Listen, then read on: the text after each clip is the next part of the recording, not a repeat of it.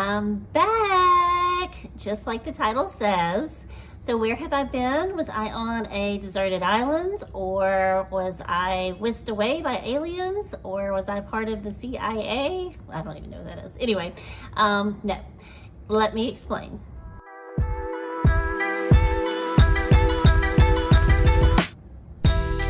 Okay, it has been a year, and I can't wait to tell you all about it. In short, or maybe not so short, last summer I was running the roads. My two daughters were involved in competition gymnastics and cheerleading. So we lived on the road. We lived an hour away from town. We were always in the road, always in the car, and the gymnastics facility that my youngest went to had offered me a position as their homeschool coordinator. And everything fell through at the last minute. And I mean the very last minute. It was at the end of July, or maybe right at the beginning of August. So that fell through, and I was a little bummed, but I knew that the Lord had a plan. And my brother mentioned, hey, they're hiring at our school, at my alma mater. And I said, just on a whim. I sent in my resume. I had a quick interview, and they hired me on the spot. I was the 7th grade English and reading teacher.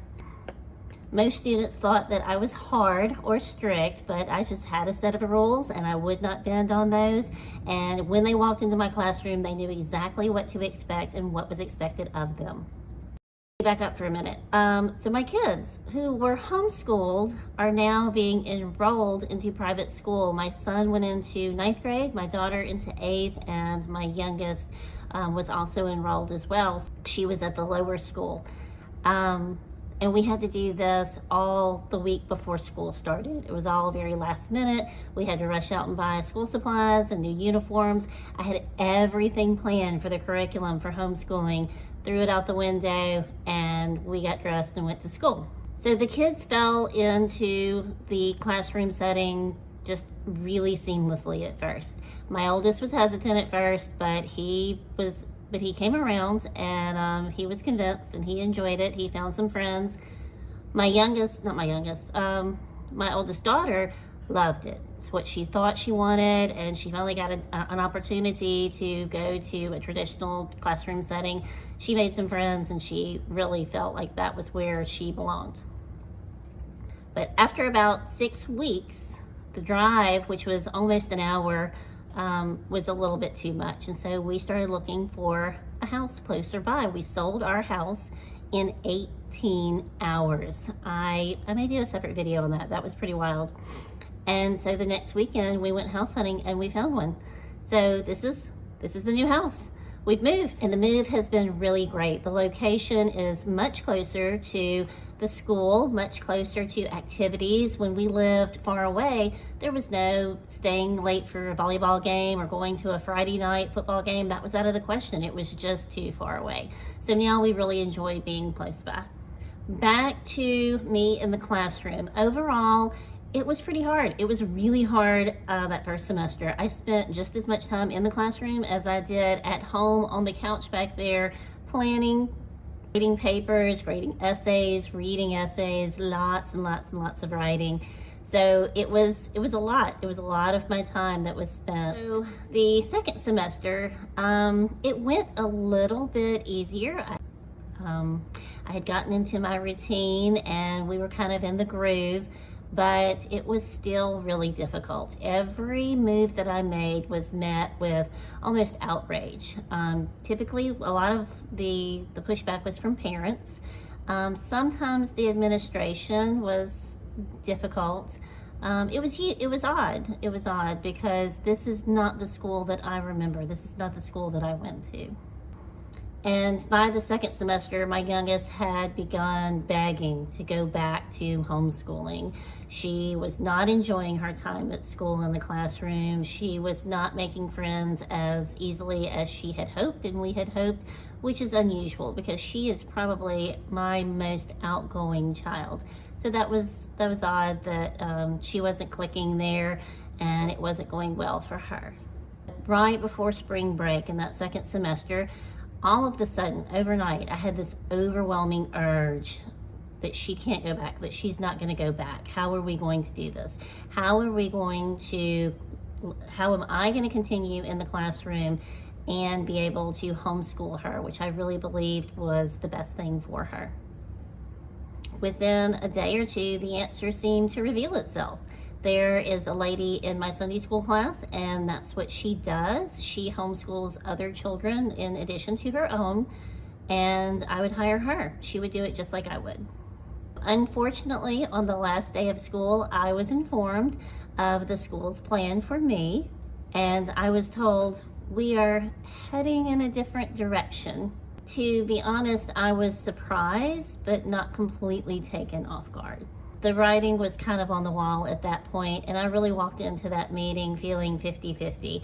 And when I walked out, I felt relieved, happy, hurt, all the things, but ultimately excited that I get to go back home and homeschool the baby of the family. She did not get as much one-on-one attention that my other two did, so now she's going to get that, and she will be heading into 6th grade this fall at home with me in our new house. Not in our homeschool room, in our old house. There was just one video about that, and then we moved, and then we left the internet for a little while there. So as a bonus, we missed our beloved co-op so much. My daughter really enjoyed going once a week and seeing her friends and having her classes there. I reached out to the leader of our co-op, and she was able to squeeze us into a spot. So I will be teaching once a week there, and my daughter gets to go. She was able to get all of her classes that she wanted, so that was a really great surprise. Long story short, I get to homeschool. I'm back. I cherish this opportunity, and before, whenever homeschooling was hard and it wasn't always easy, and sometimes we second guess ourselves as homeschool mamas. Are we doing the right thing? Are we using the right curriculum? Is this the best thing for them? And I got to see, yes, in fact, it is the best thing for them. Yes, you are doing a good job. My oldest two are on the honor roll. My son had a 4.0 his first year in high school. So yes, it was a good thing. We were doing the right thing. But that doesn't mean that that's the right thing forever. It's very clear that my oldest daughter belongs in school, and that's where she's going to thrive and do her best. It's very clear that my youngest daughter belongs at home right now. Is that forever? I don't know. And we can always change. Okay, to sum up, my oldest two will be remaining at school, and my youngest is coming home, and we'll be homeschooling together. We're really excited about this new part of our journey, about this new part of our life, and we can't wait to see what's in store. So, I have a little something up my sleeve, and I'm not ready to reveal it just yet, but it's coming very soon, I promise. Something is going to be released on this channel on August 4th. So mark your calendar, and you're going to know what that is ahead of time. I wanted to reach out and ask if you could wave a magic wand to solve a problem in your homeschool journey. What would that look like? And where are those struggles in homeschooling that you're finding on your journey, whether you are just starting or you're considering it or you've been doing this for a while now? What are those speed bumps in the road of your homeschooling journey? And when you're commenting down below, please make sure to like this video. I have been gone for a year now, and I'm so happy to be back with y'all. So please like this video. Make sure that you subscribe, hit the little bell. It will let you know whenever I post new videos, and more are coming. More are coming on a more regular basis. I promise I won't leave you hanging for a year again, okay? I hope you enjoyed this update, and I look forward to chatting with you soon. I'll talk to y'all later. Bye-bye.